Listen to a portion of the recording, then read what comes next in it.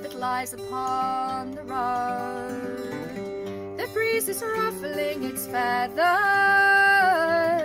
as if a spirit would be free, enchanting me like the wind in spring, like the wind in spring on a crow's wing.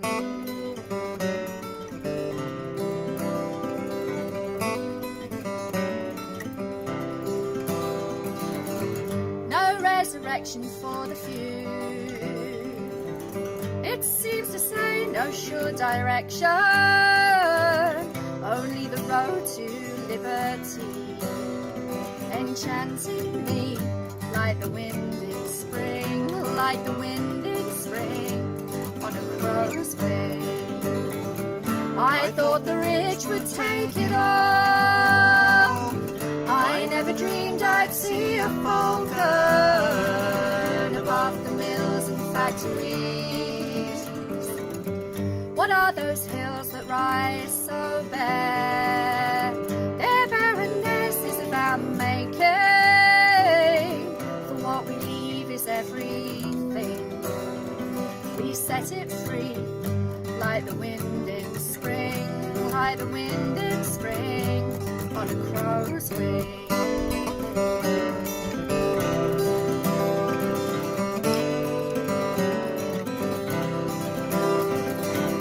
I thought the sky was bountiful, I never dreamed I'd see a falcon above the mills and factories. There is no shelter from the breeze that brings the ruffling of feathers, the great rewilding of our dreams, enchanting me like the wind in spring, like the wind in spring on a crow's wing, enchanting me like the wind in spring, like the wind in spring on a crow's wing, like the wind in spring on a crow's wing.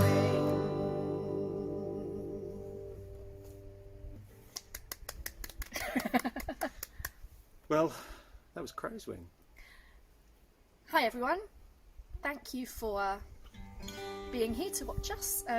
We are Nancy Kerr and James Fagan, and we thought we'd do a kind of informal meet the artist kind of thing for you. And what we even did was that we asked a few of our friends and supporters and fans on social media to sort of send us some general kind of queries and questions, so they felt a bit more like we were responding to things instead of just playing in our garden, which is also fine. It is nice to be in our garden, but we'd obviously rather be with you all at Sidmouth Folk Festival. But in the absence of that this year, we thought we'd be able to do this with you. Normally these Meet the Artist sessions happen at about 7 a.m, as you know, in the morning. After you've just got off stage at 3 a.m. So we've left it a little bit later today, so we're fresh. We're much calm and fresher. fresh. We miss festivals so much, we put up a tent in our garden. So it's the Costa del Sheffield. We started with a song that Nancy wrote for her last record, which is called Instar, her last solo album. And a couple of the questions we received were about Nancy's songwriting and how she goes about writing songs and how it's changed over the years. So maybe you could talk about that a little bit. Yeah, so that was lovely. A couple of people said they'd like to know just a little bit about the songwriting that I do. So I write the songs the kind of newer songs that we play in our duo. As James says, that's Crow's Wing, which is from an album called Instar, which is all about nature. And someone asked me about sort of how you craft those songs and why you would use things like metaphors and stuff. And one of the big things for me is writing about nature. And it struck me when I was singing that song that I wrote it about. I just read a book about rewilding. And I wanted to write a load of songs about that kind of idea of humans stepping back for a bit and allowing nature to kind of take over. And it occurred to me while I was singing it that it's open enough, as lots of good folk songs are. Its metaphors and its meaning are universal enough to kind of still apply in completely different times. And I think that's one of the things that we're looking for in our songs now, is songs that fit these new times, but will fit the times as they change. How would you say your songwriting's changed since we started working together? The first songs I remember you bringing to the duo were around about the time of Steely Water, but when you wrote Canon, but you also maybe more so on Between the Dark and Light when you put on a couple of songs, Songbirds and Tiburon. Do you remember what it was like writing then compared to how it is now? Oh yeah, I think it was definitely harder then, and I've been really lucky because I've learnt to write because people have asked me to write. So I think that thing of getting a commission, for example, like from Folk by the Oak have been big commissioners of material of mine, and that idea of someone asking you to write a song and there being a deadline for it, or a suite of songs, makes you write. So it makes you get better, I think, at delivering something which is still quality, but you do it more fluidly. So those songs, as James said, we'd do an album and there'd be one of my original songs on it, and now it's much more likely to be a whole album of my original songs. Well, let's play some tunes. We've had a few questions about the bouzouki, and yeah, do you want to hear this question? Because this was a nice question. read us the question. So when I asked people to talk a little bit about what they'd like us to talk about, Mike said a lovely thing, and he said that one of his highlights, James, was when you played, you were gigging with Cara Dillon at Folk by the Oak, which I just mentioned. And I think it was a big kind of guests do, wasn't it? Andy Irvin was our guest in the concert. was a guest, and you guested with him as well. So you played the blacksmith, and Mike describes that as being a big highlight. He says you played the whole thing note perfect.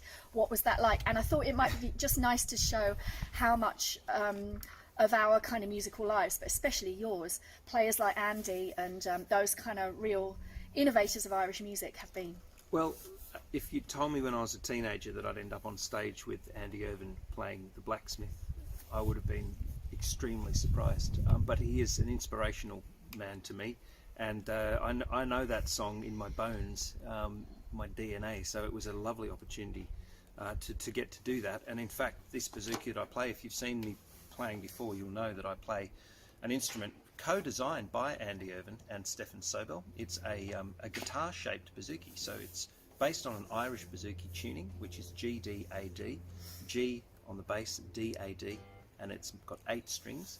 Based on the Greek bouzouki originally, Eastern European music came into Ireland really through the likes of Johnny Moynihan, Andy Irvin, some of those key players in the 60s who were exploring the Balkans. Anyway, this is the bouzouki, and we'll play you a couple of tunes now which go way back in Nancy and I's life. In fact, I wrote the first tune in this set a few weeks after meeting Nancy in 1995 in Whitby, and Nancy and Eliza Carthy asked me to join the Kings of Calicut with Saul Rose and Dan Plews, and I went from arriving on these shores at the age of 23 to being in that band a few weeks later and on tour. It was quite a stunning thing, and it changed the course of my life dramatically. And I wrote this tune in the ladies' toilet at Leon C Folk Club in Essex, and it's called The Wrong Door. So I'll play that for you. It's a typical bouzouki tune, I think, and then we'll go into a fantastic piece of music called The Choice Wife, which is a 9/8 or a slip jig, which Nancy and I also goes way back in our life together. It was one of the pieces we really bonded over, and it was the recording by Liam O'Flynn that really got us going on his album The Given Note. So we'll play these for you.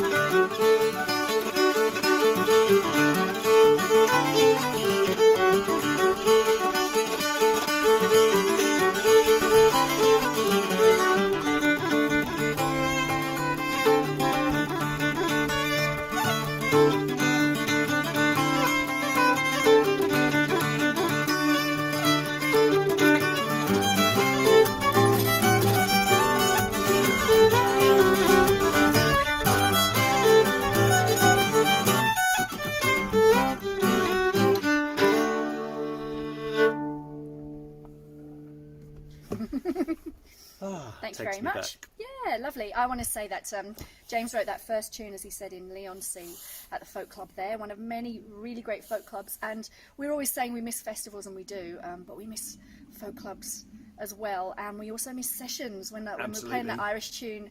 And it's really interesting since lockdown how quite a lot of the things that we've played have not been our kind of polished, known set. We've gone back to playing the things we used to play kind of socially, Yep. and that meant a lot of Irish music for us. And also, just to go back to the Andy thing, we did tour with him, didn't we? We toured did, around Ireland with Andy and played some Fantastic times. music. I hope we get back to it one of these days. So, So we hope you're all okay out there and enjoying this set of videos for Sidmouth.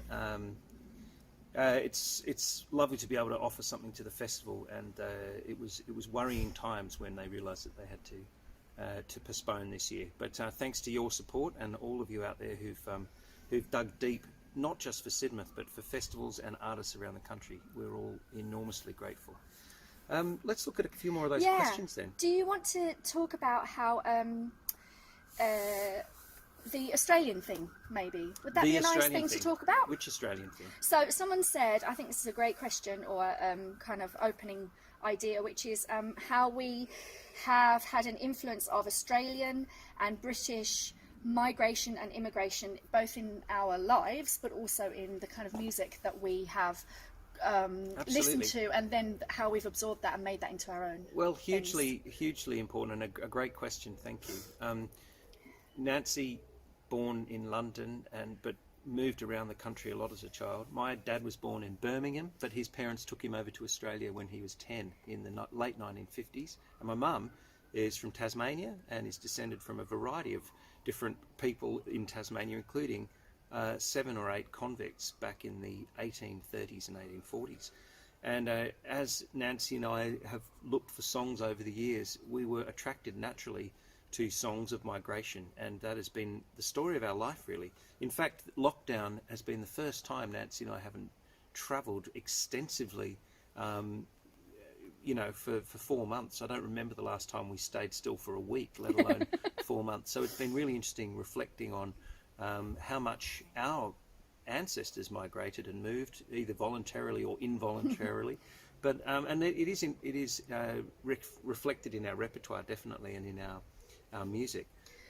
So someone else also asked us about the influence of writers like Henry Lawson. So I think there's definitely a kind of canon, there's a tradition of writing in a, if not a folk style, then certainly a kind of very what would you say, really kind of structured, really archetypal, really classic style about migration narratives, and they're very singable and they're very recognizable. They're one of those universals. We all can, I think, identify with that idea of being far from home or trying to make it in a new home. Yeah. So and that's been quite interesting lately, because people have been asking for those stories to be a bit, the word is decolonized, so not just to be about this kind of very European kind of glossy look at empire, but also to look at who loses out from those narratives. And again, I think sometimes folk at its best should be doing that, shouldn't it? It should Absolutely. be doing the voice of the underdog and the kind of marginalised people. Well, I don't think any writer did that better for me than Alistair Hewitt, who performed at Sidmouth a few times in his life. He died about 10 years ago, sadly, but he left a huge number of fantastic songs. One of Nancy and my favourite writers of all time. He was born in Glasgow, spent a lot of his early life in Australia, right up until his 30s, and he came back to Glasgow and spent the last couple of decades of his life in the UK. You might have seen him with Dave Swarbrick, who was a huge fan of Alistair and approached him in Australia years ago and asked him if he could work with Alistair. That was the calibre of Alistair's attraction as a musician. A very charismatic singer, but a great writer. And I'll sing you a song called The Swaggies Have All Waltzed Matilda Away, which reflects a lot of what Nancy was just saying about decolonising, if you like, the folk narrative. Or to put it in a simpler way, this song is the underside or the underbelly of the convict story, really, seen from another perspective. I think it's a brilliant piece of writing. It's a perspective where no one wins, that's the thing. And so if you're descended from people who had a hard time, this song is all about looking across the fence and going, they're having an even worse time, and so you should be able to kind of identify with that. It's a great song. 1, 2, 3, 2, 2, 3.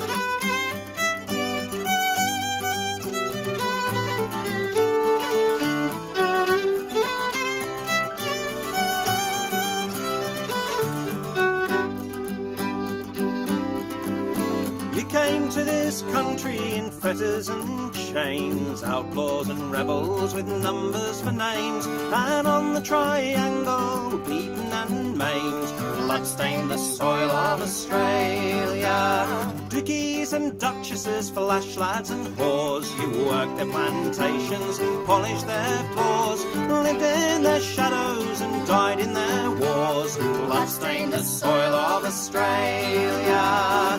Does it quicken your heartbeat to see tar and concrete cover the tracks of the old bullet trains? Have you grown so heartless to christen it progress when the swaggies of all walls Matilda away?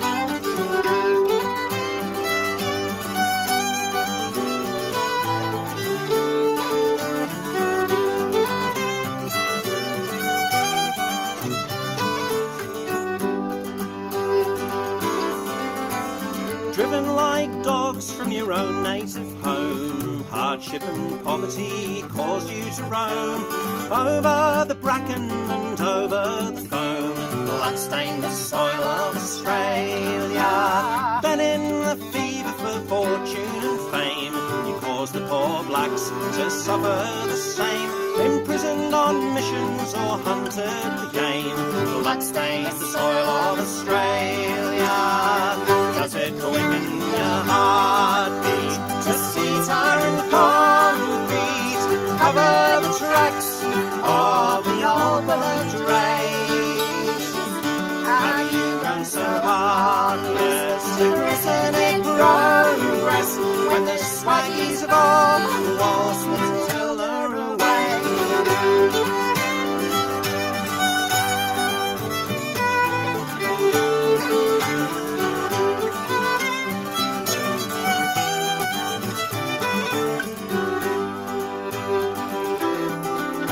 It's 200 years since we came to this land, betrayed by the girl with the black velvet band, and still to this day, well, we don't understand. Blood-stained the soil of Australia. Korean, white, old, Australian and new, brothers and sisters of every hue. Well, the future is ours, take the wealth from the few, and raise the red flag in Australia. Let it quicken your heartbeat, the road at your own feet.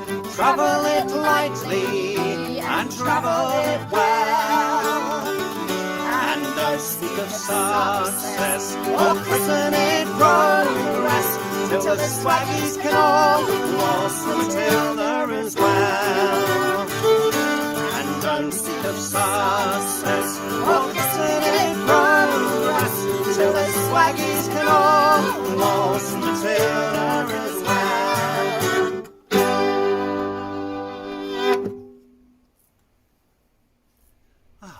Do you like a bit I've of missed singing that. radicalism in the garden? Radicalism in in the garden. Well, we might have a little change of scene. There've been a few people asked if they could have a look around the garden, and we'll take a short wander around the garden in a minute and maybe reset our little stage and see where we're at, and then play a few more tunes. Most of these, well, all of these terraces were already here when we bought the house. We didn't know what the garden looked like because it was completely overgrown. It had been a rental, and the garden was a jungle. And when we cut it back, with the help of some musicians who shall remain nameless but should not have been using the power tools that they were using due to their prowess as guitarists, we found this lovely garden. So, Nancy, this garden's been a solace for you during lockdown, but it's been an inspiration for you for years, hasn't it? Yeah, I've always written lots of songs in the garden because we lived on a narrowboat for years and years and never had a garden, so I never really expected to have one at all, let alone to have this I think I could not love this garden more if it was, you know, Chatsworth House. It's not a huge garden, but it's a long garden, isn't it? Yeah, Do you want to just walk us up? Well, do you want to see the frog pond first? Oh, the frog pond. Tell us about that. So this has been my lockdown thing, which is that I took the children's old baby bath and made it into a little water habitat. It needs a little bit of a clean out, which is easy to do because it's a baby bath. Frog's not in today, but normally she's tucked just under those rocks, and I expect she'll come back soon if we stop hanging around, because it's quite a hot day, so she'll come and... Are you a bit over attached to the frog? I have slightly over identified with the frog. Yeah, she's my familiar. She's my demon, I think. So I've tried not to take offence at the number of people who've said that you're trying to kiss the frog and turn it into a prince. It's the other way around. I want to be turned into a frog. Right. So let's take you through... What should we take you through? Oh, can I show them the olive tree? Yes, this is the latest addition to our little garden here. This is an olive tree from a friend of ours called Jeanette, who is usually at Sidmouth with us. And she gave us this olive tree in response to Nancy singing a month of Leon Rosselson songs in May, which some of you might have seen. It's all available on YouTube, Nancy Kerr Music. And one of the songs that Leon wrote, of course, is about Palestine and the olive tree. And so that is a memento of that incredible song and the time that we spent recording it. The water feature here is made by Nancy's stepdad, David, who has used canal artwork to reflect the fact that Nancy and I lived on a narrowboat for 10 years, and we used to have roses and castles on our boat, so that water feature is a big part of that. What else, love? What have we got? I've got roses. Some broccoli. We've never grown broccoli before. Broccoli that's nearly as big as me. These sunflowers are as big as you, in fact. Much bigger than me. Look at those ones. The boys have been growing those. Nancy gave them some sunflower seeds and they've done incredibly well this year. They're going to be super. Very tall. Tomatoes along the back there. Nancy planted last year's Christmas tree. I have told her that this could become enormous one day. And she said not as big as the mighty Scots pine, which I planted in the back of the garden. Yeah, we'll deal. The kids can deal with them. Okay, walk us up the back then. Okay. Past the rosemary bush. So this is a very long-standing rosemary bush that I've written quite a lot of songs about, actually, especially a song called, what's the one on the Melrose Christmas album? A Strange Time to Bloom, which is a song dedicated to Rosa Luxemburg, and this is the rosemary tree that inspired that song because it bloomed in the middle of January, which seemed a strange time. Could you sing us a verse of that? I can't remember it. How does it go? Sweet rosemary flowers, what a strange time for blooming. I thought her like a rosebud seen only in June. In course January with springtime a memory. What a strange time for levity, what a strange time to bloom. All about the bush. It was a bit more of a rounded entity, this bush, and then one of the kids fell in it when they were playing cricket, and then he smelled like a lamb dinner for ages after. He did. More sunflowers. Oh, nasturtiums.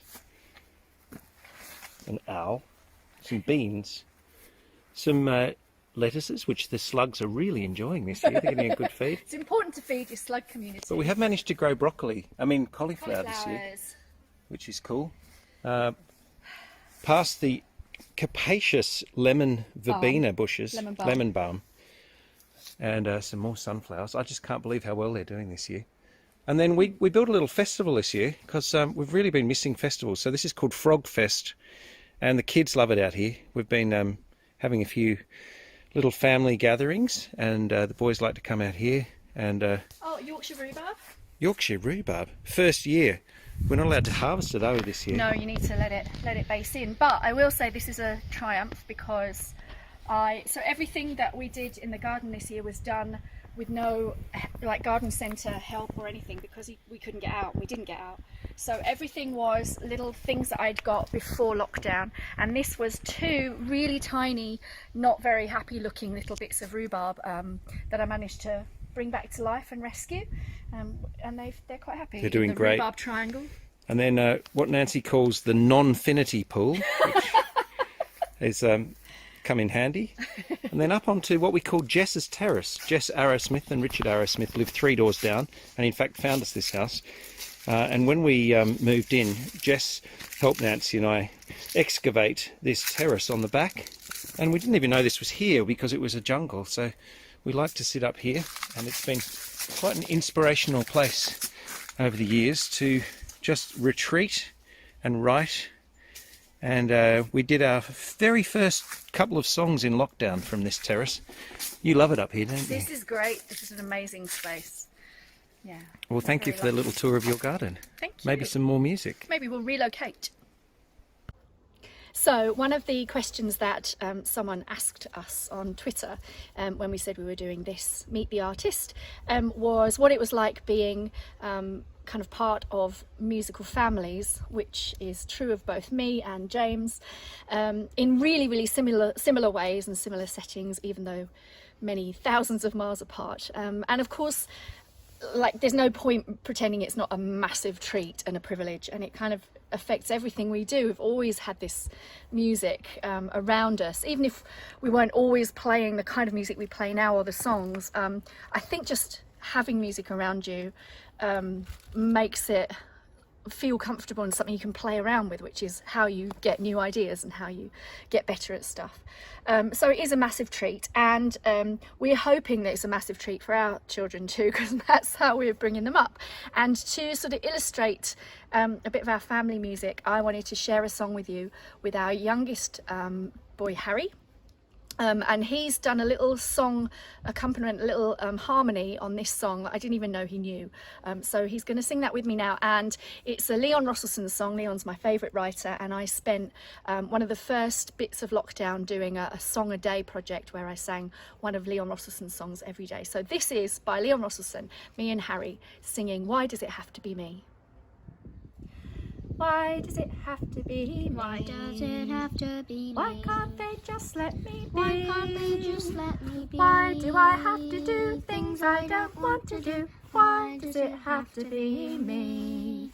Each morning I lie in my bed, slippery dreams in my head. I live in a fine fairy castle of stone, all on my own. No one to moan. Then a voice shouts, Get up! And it isn't a dream. Hurry up, you're late for school, and wash your face and brush your teeth and eye your fingers clean. And it goes on till I'm ready to scream. Why does it have to be me? Why does it have to be me? Why does it have to be me? Why can't they just let me be? Why can't they just let me be? Why do I have to do things I don't want to do? Why does it have to be me? Why do I have to eat greens? Why do I have to eat cabbage and greens? spinach and beans? Cabbage and spinach and I beans. don't mind potatoes, I'll even have meat, though I'd much rather eat ice creams and sweets. They say Greens are good for you. maybe they're right, but sometimes I think that they do it for spite, and I've never seen them eating what they don't like. So why does it have to be me? Why does it have to be me? Why does it have to be me? Why can't they just let me be? Why can't they just let me be? Why do I have to do things I don't want to do? Why does it have to be me? Why can't I play my own Why games? can't I play my own games? Somebody always complains. Somebody always complains. Whenever I'm playing at monsters or bears, jumping off chairs, falling downstairs, it's Don't be so noisy. or Go out and play. or. Look at a book if you're gonna stay. But the problem is they always get in my way. So why does it have to be me? Why does it have to be me?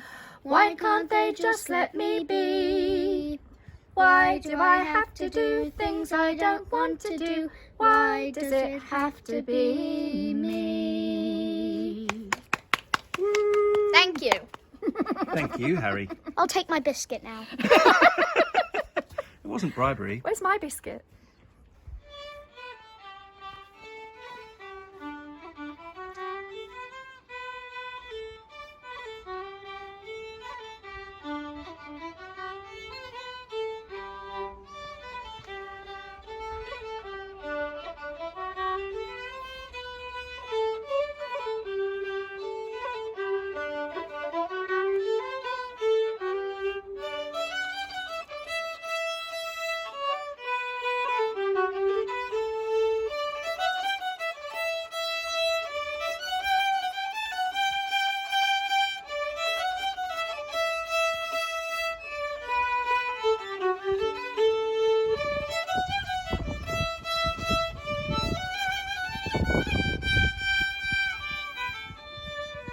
So this is our our older boy Hamish. Hi Hamish.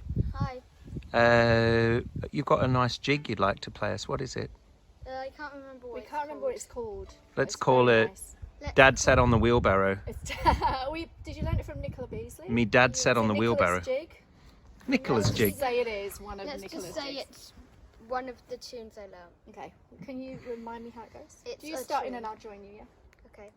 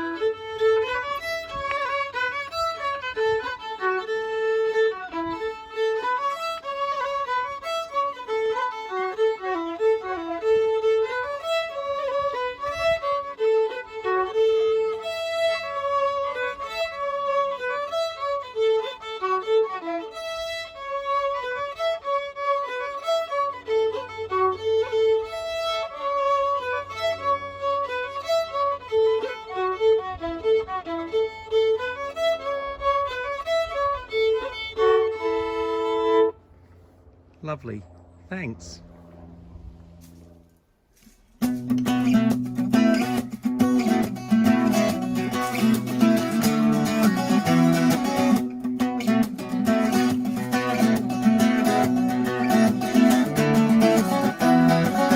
Land, you gentry of England, France and Spain, for there's nothing like dominion of the water.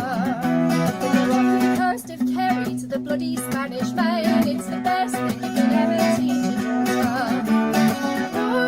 Broadside to captains collide, Queen of the Spears and Queen of the Tide.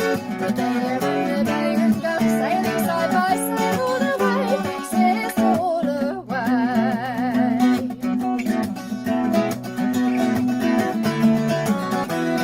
London men for treasure and never eat their blood, for there's nothing given freely to a woman. Be generous to friendship and lavish to your foes, then pirate means to share the seas in common. Broadside to captains collide, Queen of the Spears and Queen of the Tide. Regalia and rebellion go sailing side by side all the way, sails all the way.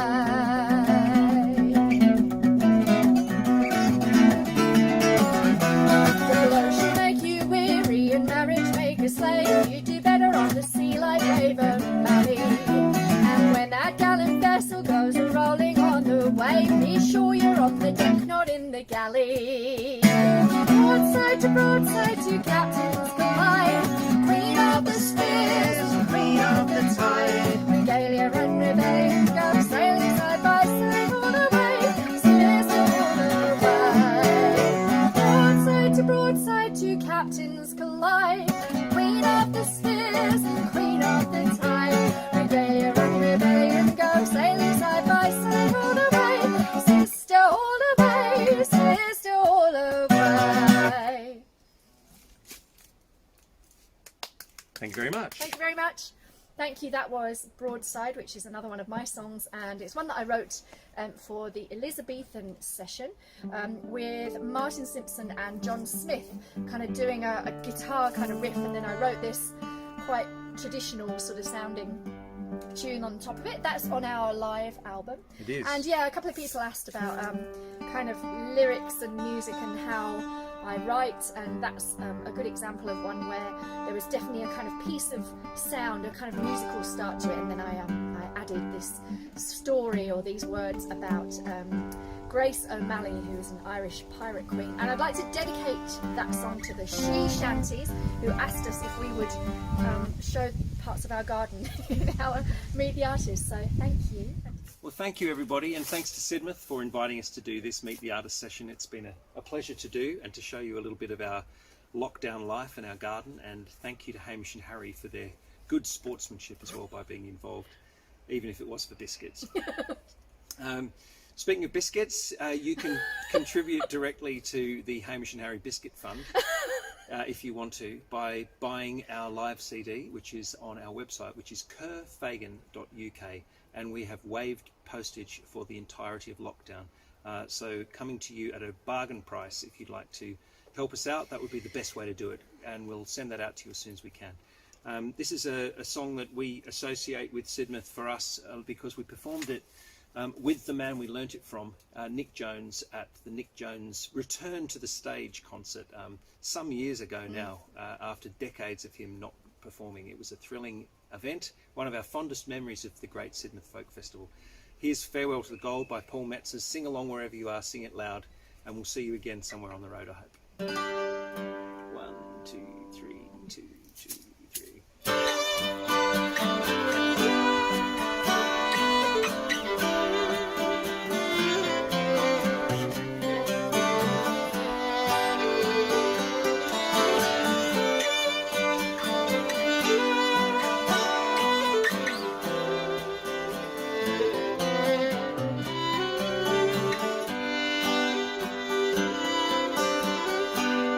Shot over river you go, it's a waning, and it's years since the colour I've seen. But it's no use just sitting, lady love blaming. I'll pack up and make a break clean. Farewell to the gold that never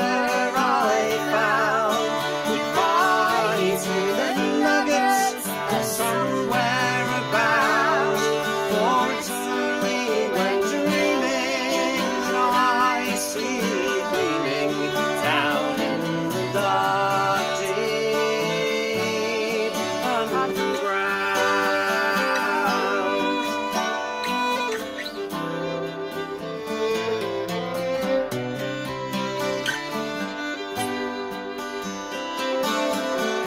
Well, it's nearly 2 years since I left my old mother for adventure and gold by the pound. And with Jimmy the prospector, he was another, and for the hills of Otago we were bound.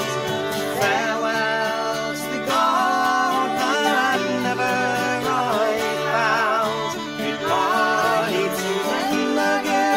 somewhere about, for it's only when dreaming I see you gleaming down in the dark, deep underground.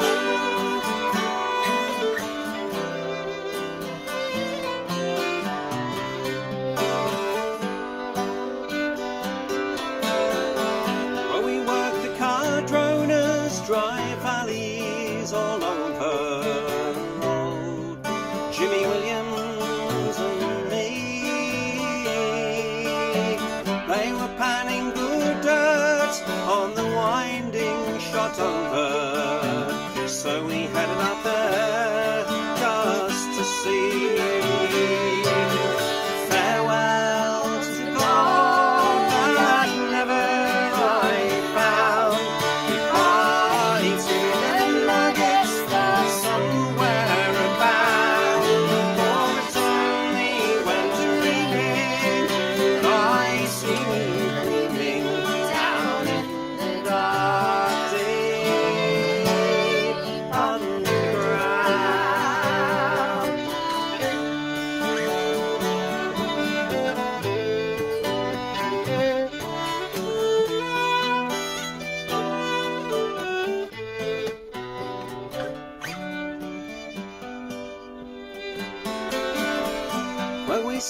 rest and we cradle for day after day, making hardly enough to get by.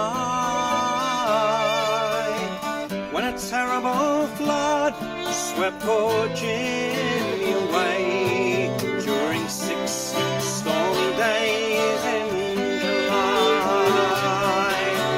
Farewell to the God that never I found. Goodbye to the nuggets that somewhere abound. For it's only when dreaming that I see it gleaming down in the dark.